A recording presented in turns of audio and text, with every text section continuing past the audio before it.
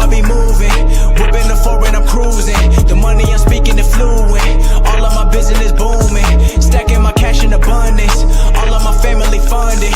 Finally got what I wanted. Life is amazing, I love it. Everyone know that I run it. Yeah, look at me now, I came up. I've been thinking back then when I almost gave up on the game cause I never got in my way. Yo les postos, c'est Sacha, bienvenue dans cette nouvelle vidéo Mercato. Je vous rappelle que vous avez toujours moins 5% avec le code promo Sacha10 sur tous les maillots de foot et les maillots NBA ainsi que des accessoires sur le site officiel Champions 11. Voilà, vous avez les maillots de cette année, les maillots de l'année prochaine qui vont sortir, ainsi que des maillots de légende du Paris Saint-Germain, de United, Real Madrid, Barcelone, ainsi que beaucoup d'autres clubs, des maillots NBA, des accessoires, des casquettes.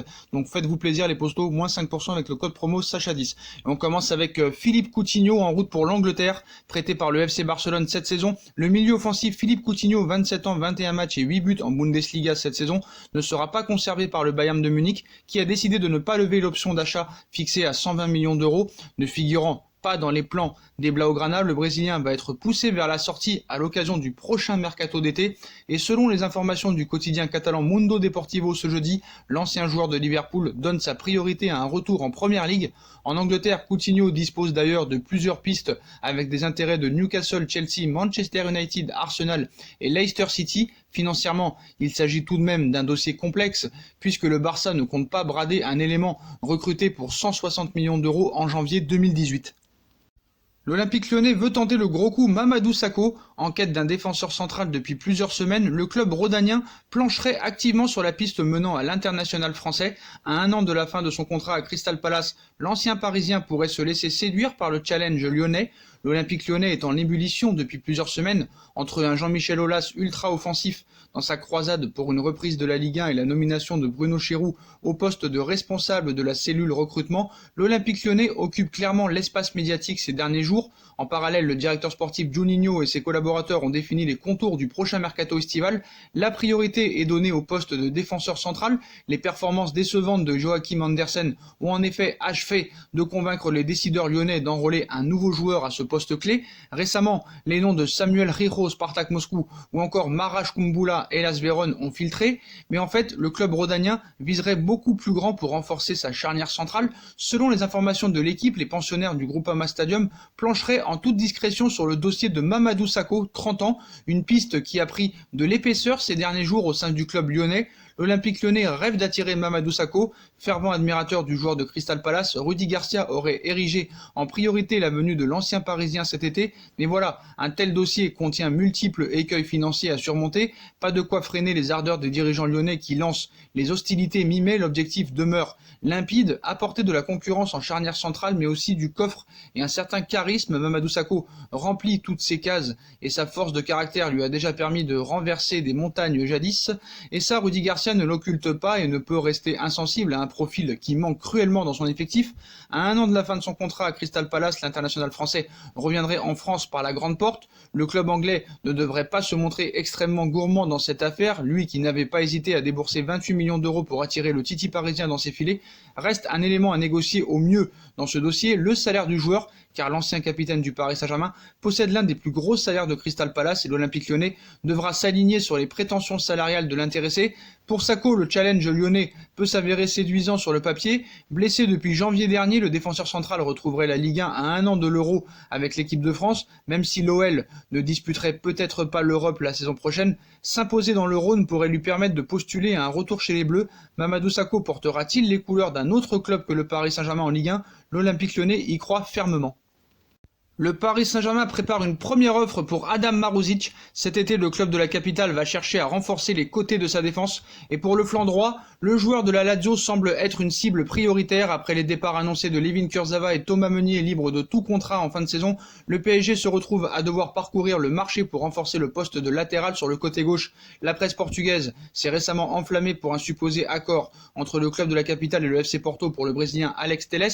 Une information qui a depuis été démentie par le président des Dragons, Pinto da Costa. À droite, les noms de l'Italien Mattia De Siglio et d'Amari Traoré ont été évoqués, tout comme celui d'Achraf Hakimi. Même si le joueur du Real Madrid prêté au Borussia Dortmund est aujourd'hui trop cher, un autre nom avait toutefois été ciblé, celui de l'international monténégrin Adam Marusic, 27 ans, 33 sélections, joueur athlétique de la Lazio, 1m85 pour 76 kg, dont le contrat court jusqu'en 2022. L'intérêt pour Marusic se confirme. À l'époque, la presse transalpine indiquait que Leonardo avait simplement contacté la formation romaine pour tâter le terrain. Aujourd'hui, la Repubblica va plus loin et annonce qu'une première offre de 15 millions d'euros est sur le point d'atterrir sur le bureau du président Lolito, suffisant pour le faire flancher. Possible, puisque la Lazio avait fixé un prix de départ de Marusic, 2 buts cette saison en 10 matchs de Serie A, à 20 millions d'euros. Une chose est sûre, Mateja Kezman risque de passer beaucoup de temps au téléphone avec Leonardo et Lolito, puisque l'ancien attaquant du Paris Saint-Germain est l'agent de Marusic, mais aussi de Sergej Milinkovic-Savic,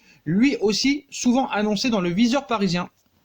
On passe à Lionel Messi. Comme vous le savez, Lionel Messi possède une clause libératoire dès cet été 2020 à partir du 1er juillet qui pourrait lui permettre de quitter le FC Barcelone. Toujours pas de prolongation en vue, même s'il peut continuer avec les Blaugrana jusqu'en 2021. L'avenir de Lionel Messi est toujours aussi flou, toujours pas de prolongation en vue. Le vice-président des Newell's Old Boys lance un appel à Lionel Messi. Dans le football actuel, Lionel Messi est une exception. En effet, pour le moment, l'Argentin n'est le joueur que d'un seul club, le FC Barcelone. Arrivé à l'âge de 13 ans en Catalogne, le numéro 10 Blaugrana a souvent indiqué qu'il terminerait sa carrière européenne au Barça avant de revenir dans son pays natal, aux Newell's Old Boys.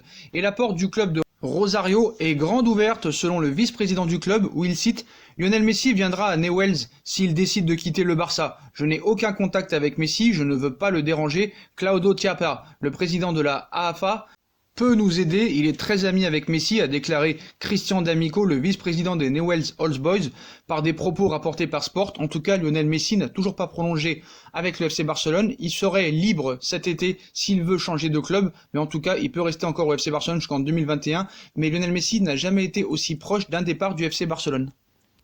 Et si c'était lui le successeur de Thomas Tuchel, alors que l'avenir de Thomas Tuchel n'est toujours pas clair au PSG, sa succession pourrait bien être assurée par Marcelo Gallardo qui officie actuellement sur le banc de River Plate.